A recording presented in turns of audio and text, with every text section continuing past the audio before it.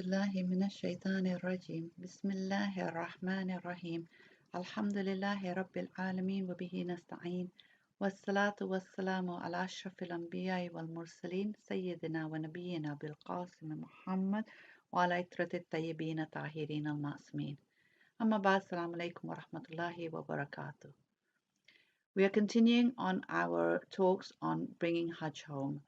And we are doing this in honor of Imam Muhammad al-Taqi alayhi salam, whose Shahadat day we will be commemorating very soon.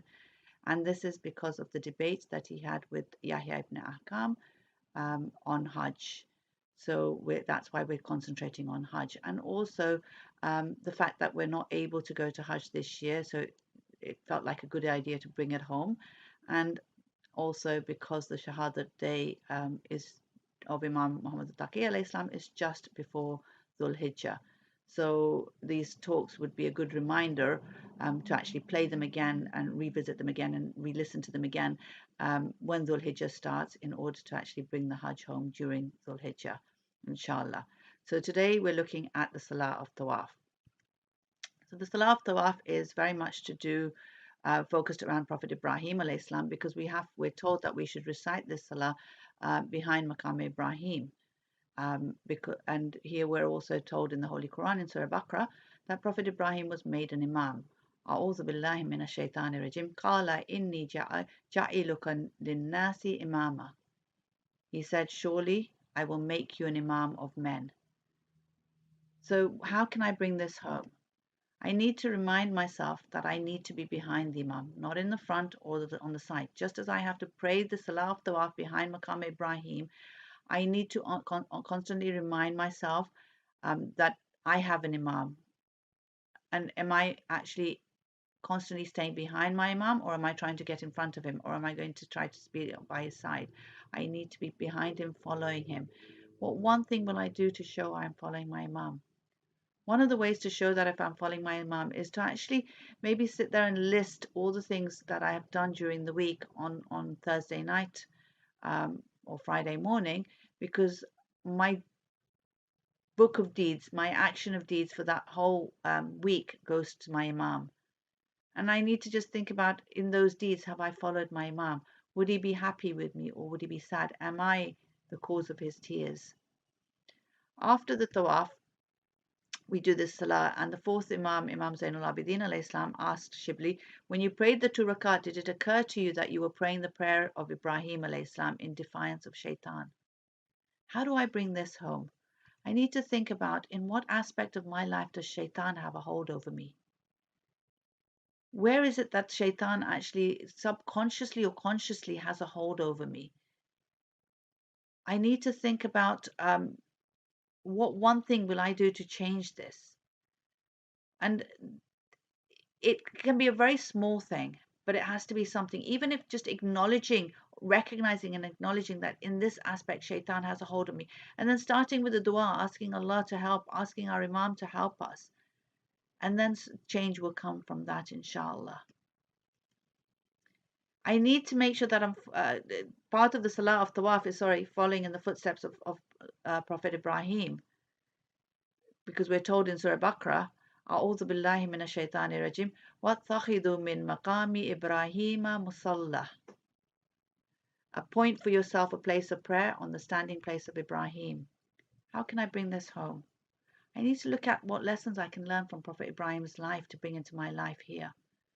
There are lots and lots of lessons. In fact, in the Holy Quran, Prophet Ibrahim has been mentioned, his story has been mentioned 73 times in the Holy Quran. In Surah An'am, Surah Anbiya, Surah Safat, Surah Ibrahim.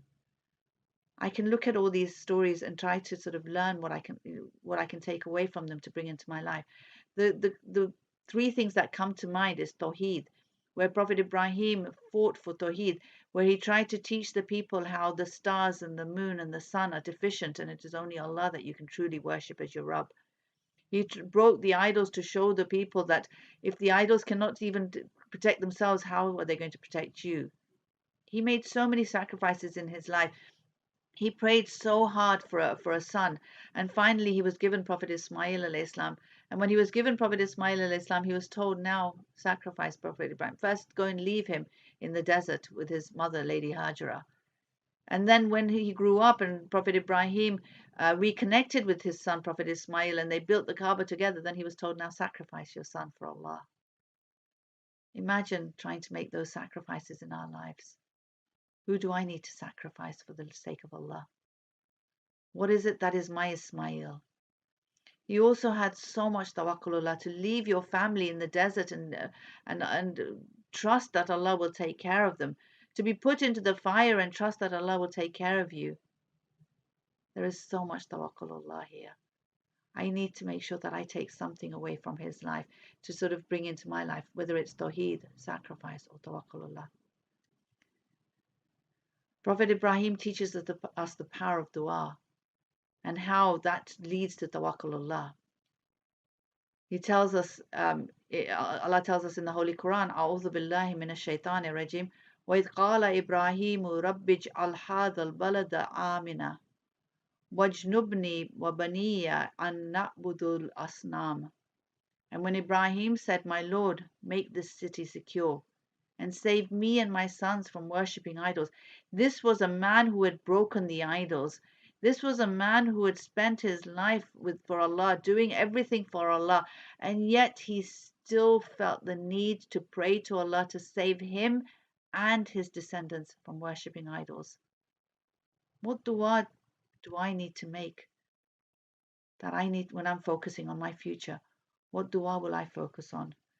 Duas are a step towards action where change happens. I need to think about what it is in my life that I need to change. What is it that when I look in the future I'm worried about? Or maybe I'm not worried about and so confident about, but maybe it may be something that actually I shouldn't be so confident about. And I need to pray to Allah for these things. Looking at the Salah itself and bringing that home.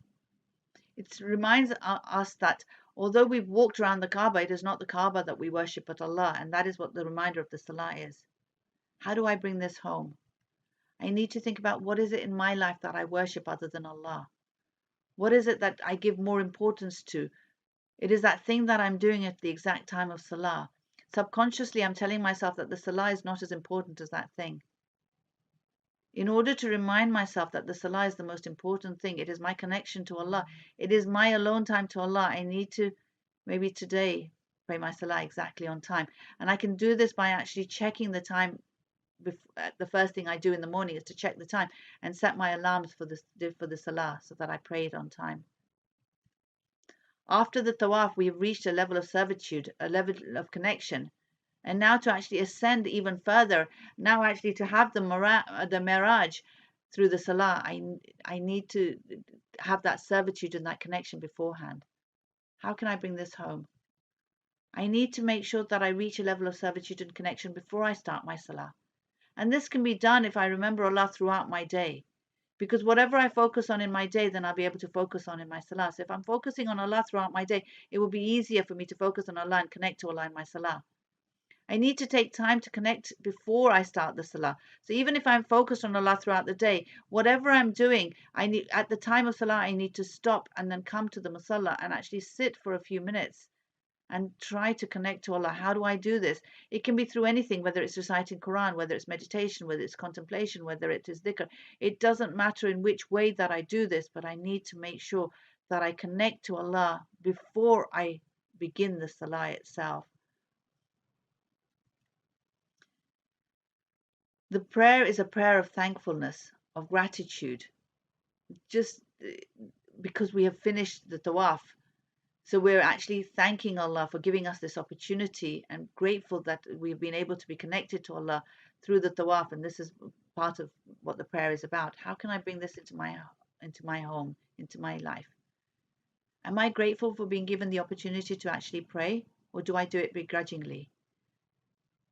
I need to start my Salah with a sajda where I ask Allah to help me to connect to Him.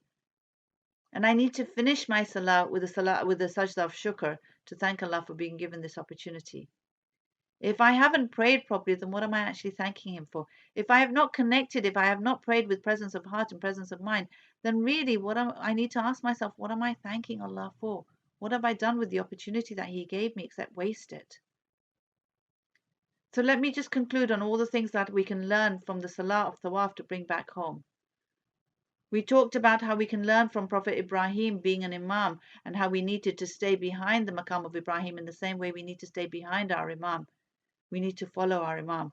We talked about how how Shaitan takes hold of us, and to think about what it is that Shaitan has taken hold of in my life and how I can change this. We talked about the lessons that we can learn from Prophet Ibrahim's life, specifically to do with Tawheed and sacrifice and Tawakkulullah.